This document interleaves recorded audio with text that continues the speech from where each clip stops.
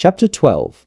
Nameless Constable. Are there character cards too? Li Muyang looked at the settlement interface in surprise as a mysterious placard emerged. On the card, adorned with intricate patterns, stood a man wearing dark and constable attire with a long saber slung at his waist, his lips slightly upturned in a mysterious smile. Behind him was Laoshan City under the moonlight. Just from the illustration alone, this nameless character card seemed quite cool. But how is it that the blood demon path hates me, and the Tianyuan dynasty too? Li Muyang watched speechlessly at the faction reputation on the character card, unable to comprehend where this hatred had come from. He had clearly done a great favor for the Tianyuan dynasty, and while it was one thing for the court not to thank him, it was another that they even hated him. No wonder the dynasty is in its final years. One glance, and it's obvious that Thicket is full of decayed wood officials, and the palace is plagued by beasts feeding on the state stipends. Not a single normal person. I helped you, and yet you still get remembered for hatred. Tisk. But what exactly is this invincible army? Li Muyang looked puzzled at the faction reputation on the character card, not recalling any such power that had emerged in Laoshan City. Could it be that Rotan General Wu, as he watched the character card disappear from his field of vision, entering into the compendium, Li Muyang realized that he had viewed all the settlement intent. In the center of the grand scroll that unfolded, a cloud maelstrom slowly rotated, and within the eye of the storm floated a few large characters. Searching for a mortal maiden, as an experienced gamer, Li Muyang had by now roughly understood the logic in this game system. It would search for different scenarios, generate various characters for Li Muyang to challenge, and upon successful completion, award different traits. While the interface looked much like a mobile game, it lacked a pay-to-win button, nor did it have a shop interface. In the upper right corner was the character attribute Li Muyang, Chirifening Second Layer 12. This digitized experience bar was more or less representative of Li Muyang's current cultivation realm, with a long way to go before reaching the third layer of refining. Below the experience bar was the character compendium. But right now, Li Muyang only had one character card, Nameless. Clearly, he would have topazed other challenges in the game before obtaining new character cards. He did not know, however, what use these character cards served. After glancing over the updated system interface, Li Muyang yawned and opened his eyes. After pulling 2 all-nighters in a row, he was extremely sleepy, feeling that he could fall asleep the moment he lay down. But the sky was already bright outside, and the sound of Quan Xiaoxun from the neighboring courtyard, fetching water and washing up, could be heard. It was no longer early. Even though Li Muyang was so tired he wanted to sleep, he had no choice but to muster his energy to get up, continuing Toddy's task of sheep herding. After quickly washing up, Li Muyang stepped out the door. Before leaving the hut, he glanced at the grimy wooden cabinet that housed 30 pounds of spirit rice he had just stashed away. But being a pauper who could barely keep the pot boiling, he didn't have to worry about anyone stealing his rice. Right now, all Li Muyang could think about was finishing work quickly and coming back in the evening to cook and eat. The cooked spirit rice might be more fragrant.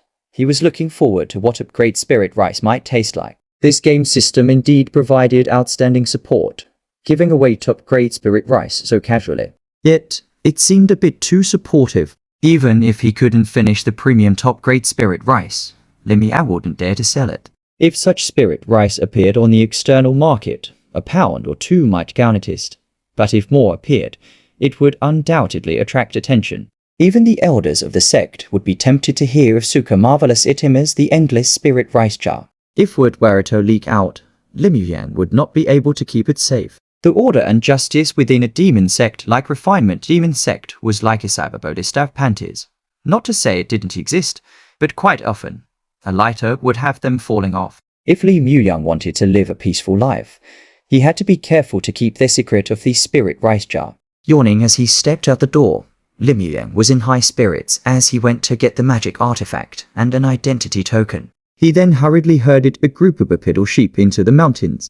In the valley where the blood mist drifted, after herding all the bipedal sheep inside, Li Muyang simply collapsed and fell asleep on the side of the road. The air was filled with a pungent stench of blood, but Li Muyang slept soundly. This was the first time since his arrival in this world that Li Muyang had slept so soundly. Because at last, he saw hope for changing his life. In the distant blood mist valley, while Li Muyang was soundly asleep in the mist, The setting sun's afterglow fell upon the mountain path outside Laoshan city. A carriage loaded with vegetables and fruits traveled along the rugged mountain road. The coachman's song, filled with a northwestern accent, echoed through the mountains. Suddenly, the constable inside the carriage compartment, who was resting with his eyes closed, abruptly opened his eyes. The next second, the constable leaped up and jumped off the carriage. The dark attire of the constable unfolded in the night breeze. The previous listened officer suddenly abandoned the carriage and started to run along the mountain path. This sudden movement startled the coachman. "Hey, constable!" The coachman instinctively wanted to call out to hold him back, but the constable's figure was as fast as lightning. After taking a single step, he would suddenly appear tenths of it away in the next second. Such ghostly movement technique, which shrank the earth into inches, caused the coachman's eyes to widen in shock. God, immortal! This kind of movement technique, where one step would take 1/10 of feet away, was exactly like what the storytellers described about shrinking earth into inches. The coachman's eyes bulged and his mouth hung open. He was momentarily at a loss for words. Meanwhile, the constable who had left the carriage moved like a ghost along the mountain path, his figure flickering every 3 seconds. And after several consecutive flickers, he climbed to the end of the rugged mountain path and saw the inn at the top. The old inn with a horse-post pavilion sign silently stood among the mountains. Under the sunset, the inn was coated in a layer of dark, blood-red light, appearing eerily uncanny.